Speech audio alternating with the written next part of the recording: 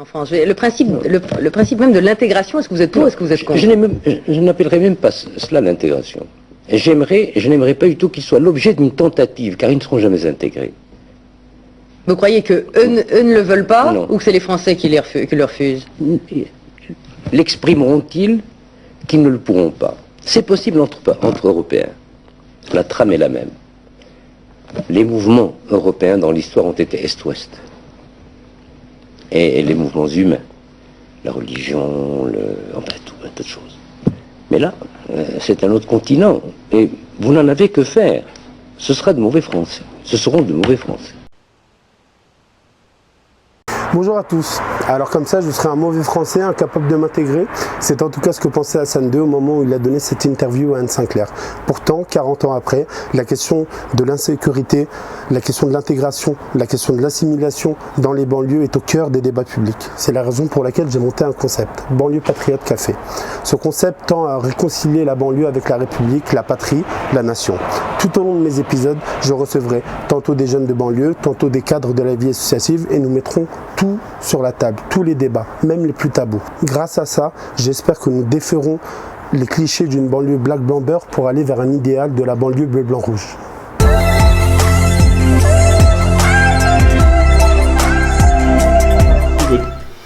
Bonjour à tous, nous nous retrouvons aujourd'hui donc pour cette deuxième partie du deuxième épisode du Banlieue Patriote Café qui traite sur le livre de Gérald Darmanin, le ministre de l'Intérieur, le séparatisme islamiste manifeste pour la laïcité. Alors, comme on le sait, il y a une loi qui a été votée. Et donc, on va reprendre la dernière question à laquelle on parlait. Alors, dans cette loi, il y a l'interdiction de l'instruction à domicile. Parce qu'il y a un certain nombre de collégiens, de jeunes Français, de confession musulmane, qui préfèrent mettre leurs élèves dans des écoles hors contrat islamique. Et ça pose problème pour la République. Seulement, le problème de l'interdiction à domicile, ça fait que certains élèves qui sont victimes de harcèlement scolaire, par exemple, ne peuvent pas suivre une instruction à domicile. Du coup, est-ce qu'il n'y a pas une injustice dans cette loi? Alors, une injustice dans cette loi, je ne pense pas, parce que je crois que la loi, elle est faite pour faire en sorte que, justement, les élèves qui ont vraiment de réelles difficultés d'apprentissage dans les écoles publiques, ils auront, je crois, une dérogation bien spécifique qui leur permettra quand même de pouvoir poursuivre leur scolarité à domicile. Mais cette dérogation, elle n'est pas prévue par la loi, justement. Donc, est-ce qu'il ne faut pas, justement, reprendre à un moment donné cette loi? Si elle n'est pas prévue, il faudrait, je pense, justement prévoir une solution dans ce sens-là parce qu'il y a beaucoup d'élèves qui sont victimes de harcèlement scolaire et qui aujourd'hui ne peuvent pas suivre un enseignement. Qui sont obligés de suivre un enseignement à distance. Voilà. Tout à fait. Et donc, il faudra faire une exception pour ces élèves-là. Et donc, une autre question. Alors, pour le ministre de l'Intérieur, la question de l'islam est une affaire française et c'est quelque chose que nous devons régler entre Français. Il entend par là que ce n'est pas aux pays musulmans de régler la question de l'islam de France. Qu'est-ce que tu en penses? Je suis plutôt d'accord avec lui. Parce que du coup, la France, elle a ses propres lois, ses propres principes. C'est un pays laïque, qui se revendique en tout cas laïque.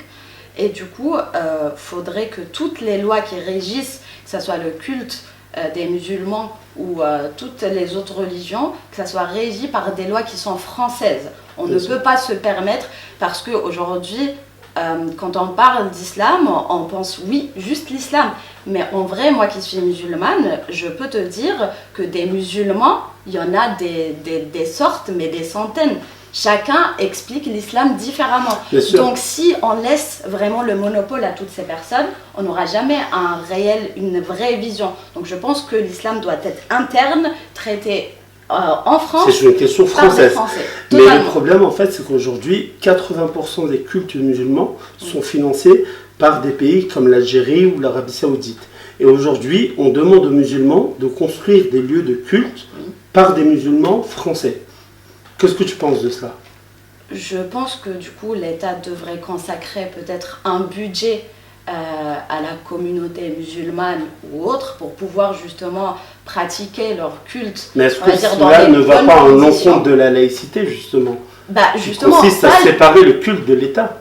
bah, si on leur interdit du coup de se faire financer par des externes, Ce sont les musulmans français bah, de financer eux-mêmes. Ben voilà, il faut leur proposer une solution de rechange. Soit c'est les Français qui devront se débrouiller pour financer, soit c'est l'État qui va pouvoir les aider, que ce soit des musulmans, des juifs, des chrétiens, parce qu'aujourd'hui, quand même, l'Église, son argent n'est pas totalement le sien. On sait qu'il y a des aides qui sont fournies par l'État dans ce sens-là. Donc, oui, bien sûr, on peut le faire pour tous les cultes. La France est un pays de culture catholique. Ça, c'est quelque chose d'indéniable. Donc, il est évident que l'État finance une partie du culte. Tu te contredis si tu dis qu'elle est catholique, elle n'est pas laïque. Maintenant, quand on parle par exemple des synagogues, oui. Les synagogues sont entièrement financées par les Juifs de France. Oui. Est-ce que tu ne penses pas qu'aujourd'hui, les musulmans de France doivent eux-mêmes financer leur lieu de culte? C'est certain, ils doivent le faire. Je pense que c'est une solution. Mais de dire que l'État ne devrait pas, sinon ça ne serait pas laïque, bah, elle ne devrait pas le faire aussi pour les églises. Si elle le fait pour les églises, dans ce cas-là, on va dire que la France, elle est catholique ou elle est chrétienne.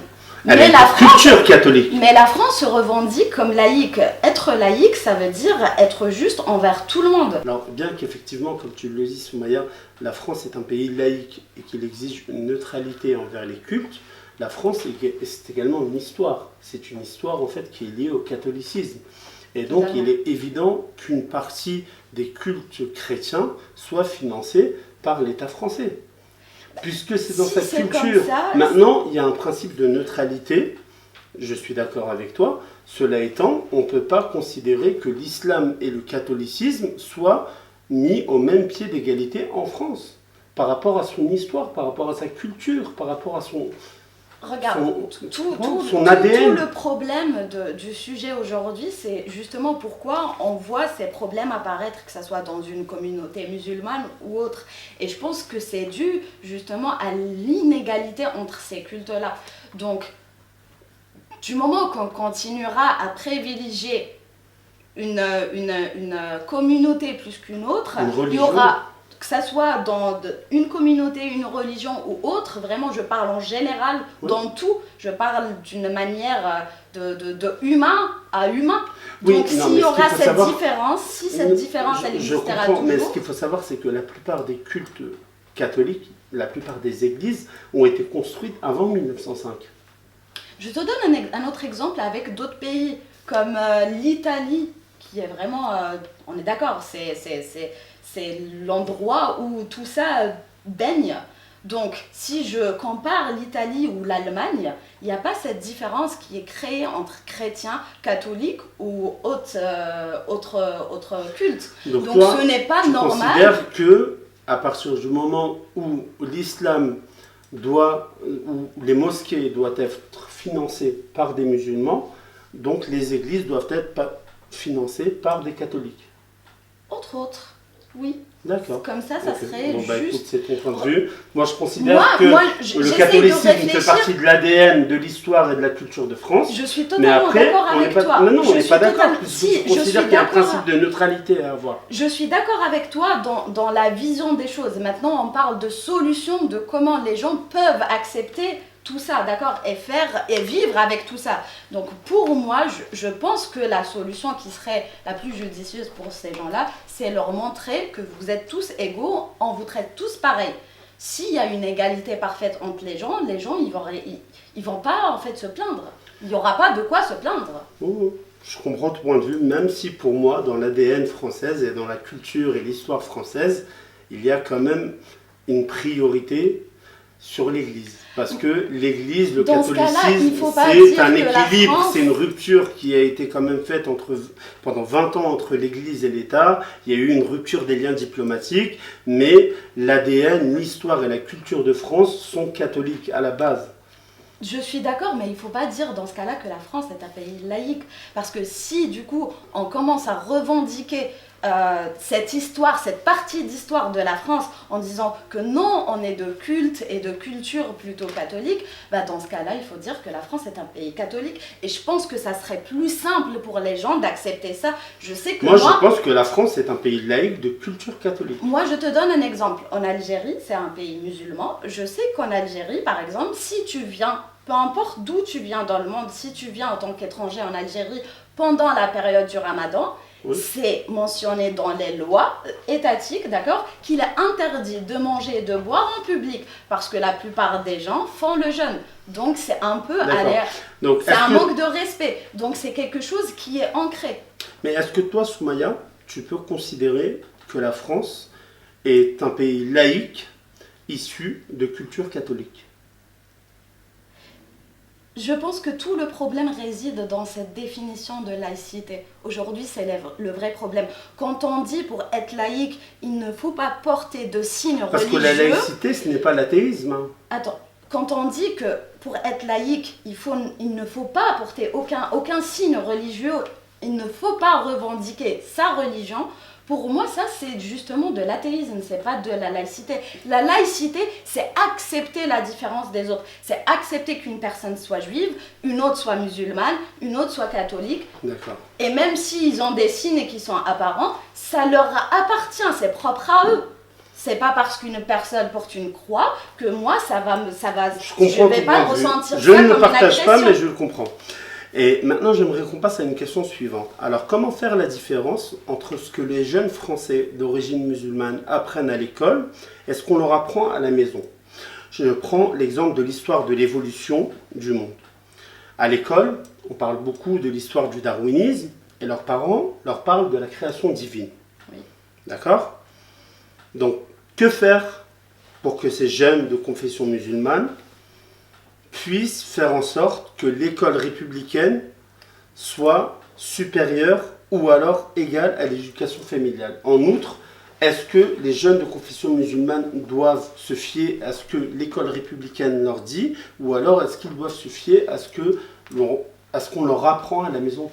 Alors, je vais te répondre, disons plus par expérience que par avis. Moi qui suis prof de physique-chimie, donc j'ai beaucoup d'élèves musulmans dans ma classe et on a un grand chapitre en plus sur l'évolution de l'univers.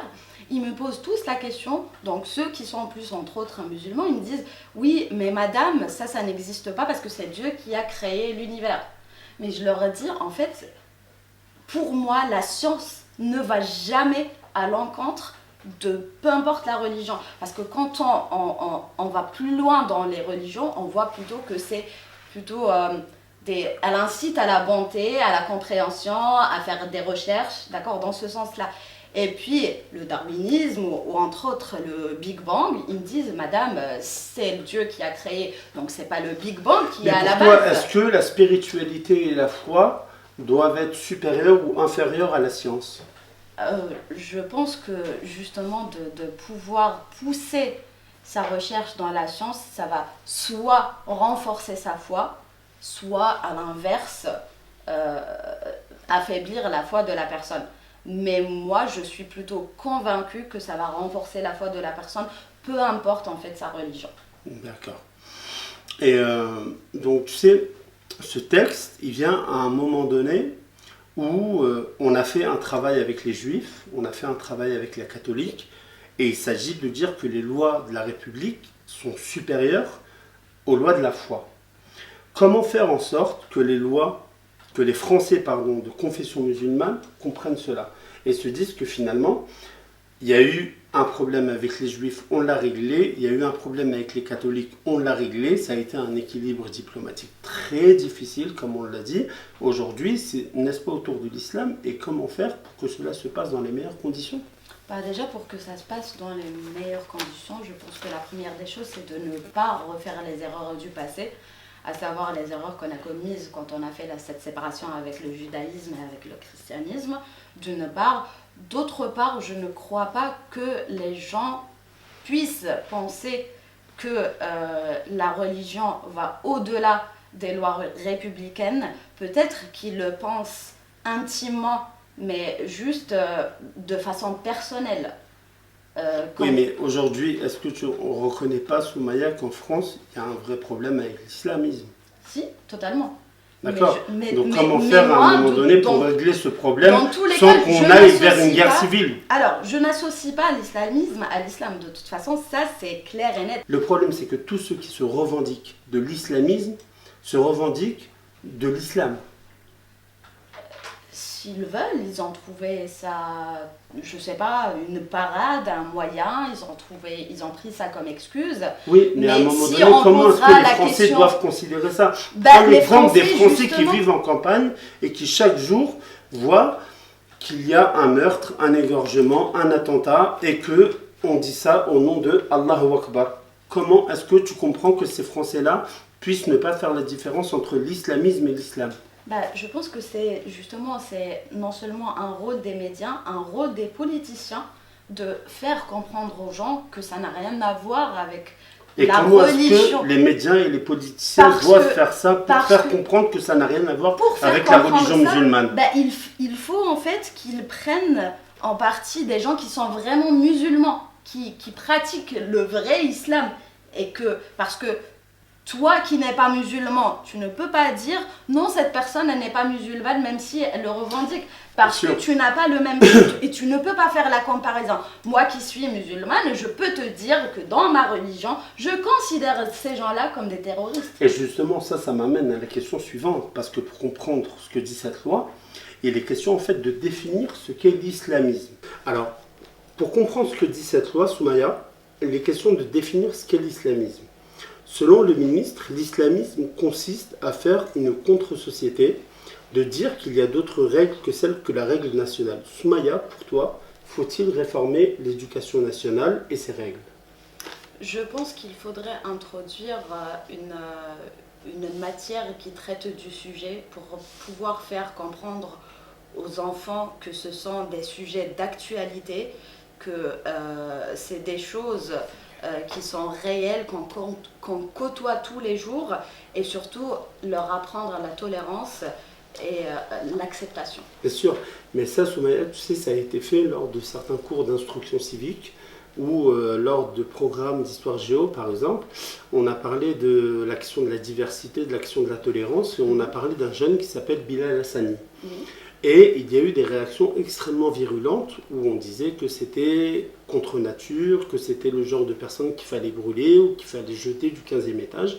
Donc, comment faire, d'après toi, pour inculquer cet esprit de tolérance sans qu'il y ait justement toutes ces horreurs qui soient dites? Le problème des horreurs, c'est pas qu'elles soient dites, mais plutôt de base qu'on ait pensé ce genre de choses. Donc d'en parler, je pense plutôt que c'est une bonne chose. Maintenant, aux profs d'être pédagogues justement et de faire comprendre aux élèves que c'est grave de penser des choses pareilles, de pouvoir réfléchir de la sorte et justement de rétablir certaines vérités, de rétablir certaines choses qui sont mal comprises par les enfants, que ce soit par leur entourage, l'influence de leur entourage ou leur famille, et justement de leur dire qu'aujourd'hui vous vivez dans une société qui est très diversifiée, que ce soit par les cultures, par la provenance des gens aussi, donc il faut qu'on soit tolérant. Donc d'après toi, il faut que les professeurs soient plus affirmatifs dans leur enseignement de la tolérance. Entre autres, et puis surtout, je pense que pour ces enseignants aussi, il faudrait mettre en place une formation justement pour pouvoir aborder ces sujets qui sont très sensibles. Formation qui a été supprimée d'ailleurs, je rappelle, par l'Éducation nationale. Il faudrait remettre ça en place parce que c'est vrai que ce sont des sujets très sensibles. Des fois, on va employer la mauvaise manière. Il faut rappeler que ce sont des enfants, ce sont des adolescents. Donc des fois, on a tendance à apprendre les paroles des autres et de les expliquer d'une forme qui n'est pas forcément celle qui a été dite de base. Donc je pense que cette formation... Les propos sont déformés. Totalement. Je pense que cette formation pour les profs et les enseignants est nécessaire pour pouvoir justement transmettre ce savoir et surtout la tolérance, que c'est que la tolérance, parce que si de base le professeur ou l'enseignant n'est pas totalement tolérant, n'est pas neutre, il ne pourra pas transmettre ça à ses élèves. Ben, écoute, je te remercie Soumaya. Maintenant, en fait, j'aimerais qu'on revienne à toi. Alors toi, en tant que Française de confession musulmane, comment est-ce que tu fais pour pratiquer ta religion sans que cela empiète sur la société? En outre, comment est-ce que tu conjugues spiritualité et laïcité? Alors, de comment je pratique ma religion, déjà, j'ai envie de te dire que moi, j'ai une autre vision de l'islam parce que je n'ai pas grandi en France. Et l'islam en France est vraiment très différent de là où je viens. Donc, nous, on n'a pas tendance forcément de se balader dans la rue et de revendiquer ça. Donc, la religion, elle est propre à chaque personne. Donc, comme tu as dit, c'est un lien spirituel entre Dieu et la personne, ou du moins c'est censé être comme ça. Donc, normalement, quand on doit pratiquer sa religion, c'est pour sa foi. C'est pour se sa rapprocher foi, et puis on considère de Dieu. généralement, moi personnellement en tant que musulman, je considère qu'on sera jugé à la pureté de nos cœurs. Exactement. Donc, il n'y a pas besoin, pour moi, il n'y a pas besoin de démonstration envers les gens. Ce n'est pas les gens qui vont nous juger à la fin, ou du moins ceux qui y croient au jugement dernier. Bien sûr, Donc, dans ce cas-là, je pense que c'est plutôt une chose qui devrait être intime, pratiquée, je dirais pas en secret, mais de rendre ça, voilà, quelque chose vraiment d'intime en privé. Bien sûr. Et est-ce que tu ne crois pas qu'avant de réintroduire une immigration musulmane en France, est-ce qu'il ne faudrait pas d'abord intégrer, voire assimiler les musulmans qui sont déjà en France? Moi, je suis presque limite choquée d'entendre ce terme-là, l'immigration musulmane, parce que les musulmans ne sont pas, c'est pas un peuple, donc ils viennent pas d'une région, ils ne migrent pas d'une région, donc c'est des gens comme toi et moi qui viennent vraiment de partout dans le monde. C'est juste qu'ils ont une religion, il s'avère que cette religion, elle est peut-être commune entre certaines personnes. Ouais, la pratique, on voit bien que la pratique de la religion, elle est différente en fait, quand on change de personne, elle est différente entre les personnes, même si c'est la même. Mais aujourd'hui, même si je comprends très bien ton point de vue, il y a certains Français qui se posent la question de savoir s'il faut ou non, par exemple, interdire le voile et tous les signes ostentatoires dans l'espace public. J'aimerais avoir ton avis, moi, sur ce sujet, parce que pour beaucoup de Français, le voile, par exemple, symbolise l'islamisation, malheureusement. Avec tout ce qui s'est passé avec l'islam, justement, et avec ces gens qui ont confondu islam et islamisme, justement, il y a eu une confusion. Et ces Français, aujourd'hui, ils ont peur. Et du coup, est-ce que tu penses que dans des lieux de neutralité comme les écoles, les mairies ou alors les préfectures, il ne faudrait pas interdire, je dirais pas interdire, mais disons limiter les signes ostentatoires? Je ne pense pas que c'est une bonne solution parce que ça irait à l'encontre de dire que la France est laïque. Être laïque, c'est justement, on a dit ça tout à l'heure, c'est l'acceptation. Donc, quand on voit une personne qui porte un signe qui réfère à une religion, on est censé juste se dire « Ah, cette personne, elle pratique cette religion ». On accepte ça et on passe à autre chose.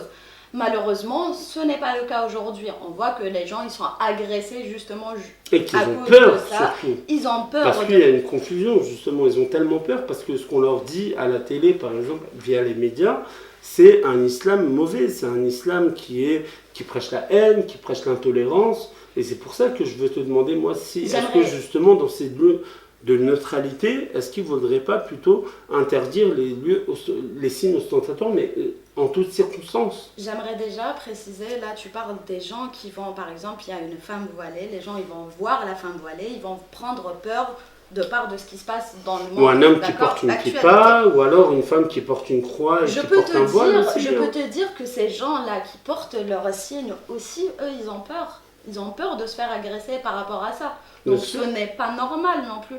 Je pense que, en fait, la laïcité, encore une fois, c'est l'acceptation.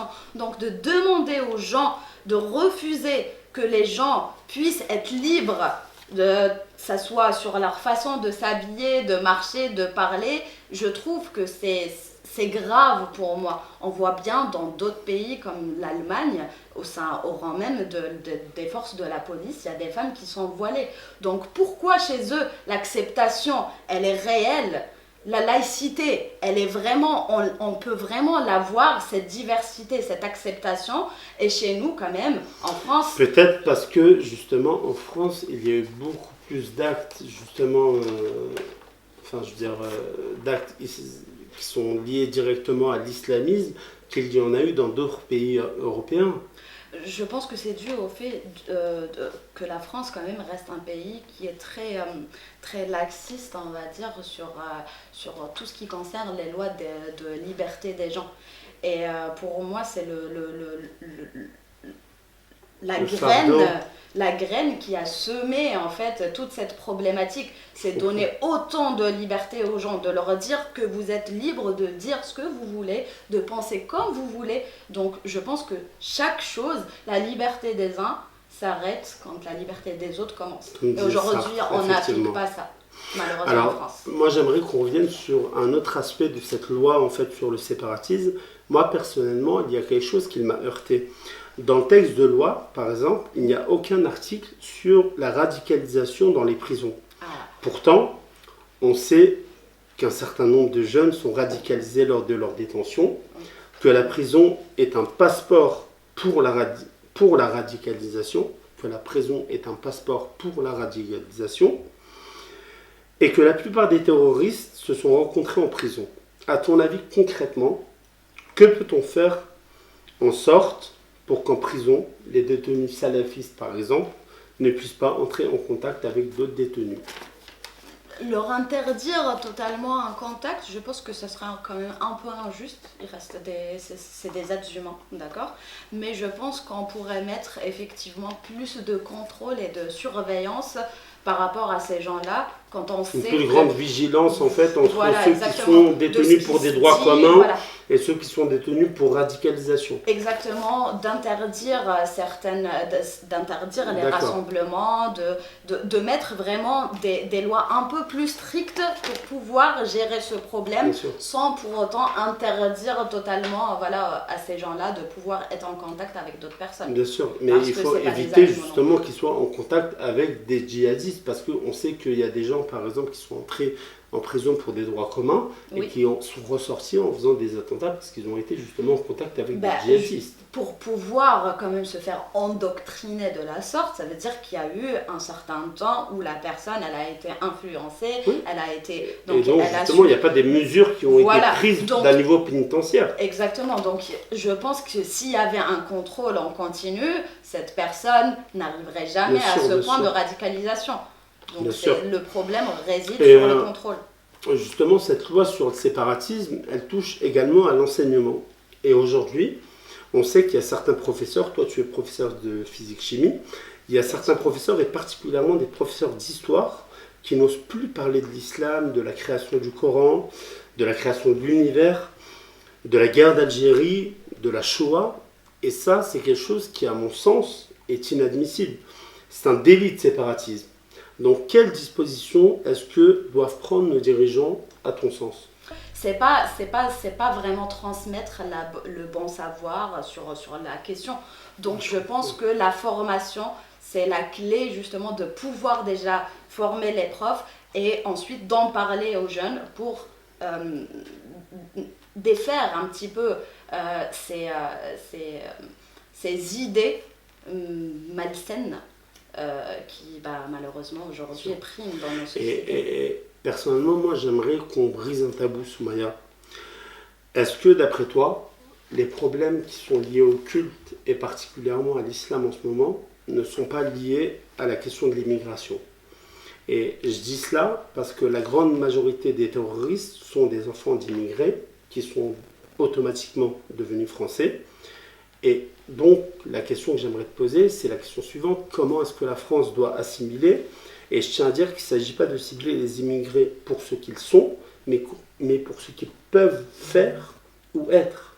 Alors, tu le dis tellement bien pour ce qu'ils peuvent être ou faire, ça veut dire que de là où ils viennent, ils n'étaient pas comme ça. Oui, on est d'accord. complètement. Donc ce n'est pas un problème d'immigration en soi. Donc le problème se pose après avoir fait ce pas d'immigration. Donc une fois qu'ils sont là, c'est là que tout commence à aller de travers. Donc il y a des gens qui influencent, qui te mettent des idées dans la tête. Donc je pense que, comme on disait tout à l'heure au tout début, que la question, elle doit être française, elle doit être traitée en interne, et justement, il faut mettre en place, même si C'est un problème franco-français. C'est ça, même si aujourd'hui, tout ce qui est religion, c'est détaché en fait de l'État, il faudrait quand même qu'on ait des lois qui régissent toute cette partie-là, sinon on va laisser le monopole aux autres. Soumaya, de toi à moi, est-ce que tu ne crois pas que la laïcité, elle est menacée aujourd'hui par les revendications religieuses ?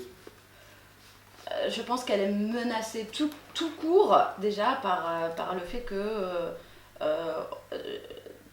je pense que l'ensemble des Français n'a pas la même définition de ce que c'est que la laïcité.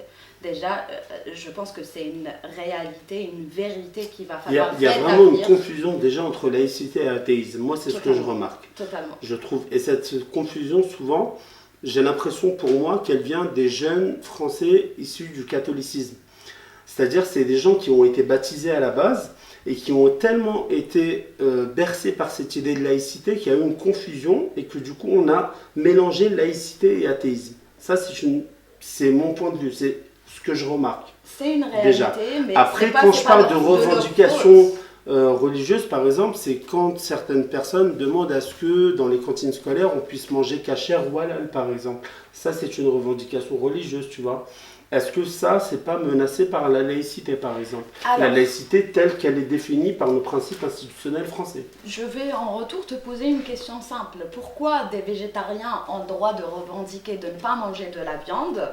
Donc, c'est une façon de vivre, c'est un mode de vie. Bien sûr. Donc, les gens qui ne mangent pas, par exemple, la viande non halal, c'est aussi un mode de vie. Oui, mais sauf que moi, quand j'allais à la cantine, par exemple, et qu'il y avait de la viande, si je voulais manger halal, ben moi, je mangeais la purée, je mangeais le fromage, je mangeais l'entrée. Et j'ai été très heureux. Voilà. Alors, Soumaya, une dernière question. Comme à chaque fin d'entretien, je demande toujours à mes invités de présenter un coup de cœur cinématographique, littéraire ou musical. Quel est le coup de cœur que tu proposes aux jeunes de banlieue et aux jeunes de façon générale? Alors, je ne sais pas forcément est-ce que c'est un roman pour les jeunes, mais en tout cas, moi, c'est mon style de roman. Ça s'appelle L'Anomalie. C'est un livre de Hervé Letellier, c'est aux éditions Guillaumard. Donc je vais vous lire la phrase qui résume le livre. C'est dit: il est une chose admirable qui surpasse toujours la connaissance, l'intelligence et même le génie, c'est l'incompréhension. Et en fait, dans ce livre, on raconte une histoire d'un groupe de gens qui partent en fait de Paris à destination de New York à bord d'un avion sur lequel il arrive un événement, on va dire, un peu superbe dans le sens de fiction, et donc qui va remettre en cause la personnalité de tous ces personnages présents dans ce livre. Donc tout le monde pensait connaître des réalités, et ils finissent en fait par, plus on avance dans le livre en tout cas, plus on découvre que ces réalités en fait elles sont altérées, qu'il existe d'autres réalités. C'est très très intéressant et je vous conseille vivement de lire. Eh bien écoute, merci beaucoup Soumaya. Merci à toi. Quant à moi, je conseille vraiment tous les Français le livre de Gérald Darmanin, Le séparatisme islamiste, manifeste pour la laïcité. À quelques mots près, c'est un livre que j'aurais pu signer moi-même. Voilà, je le conseille à tous les Français, vivement. Quant à nous, je vous retrouve très bientôt pour un 3e numéro du Banlieue Patriote Café. D'ici là, prenez soin de vous. Au revoir. Et même si c'est pas vrai, même si je mens,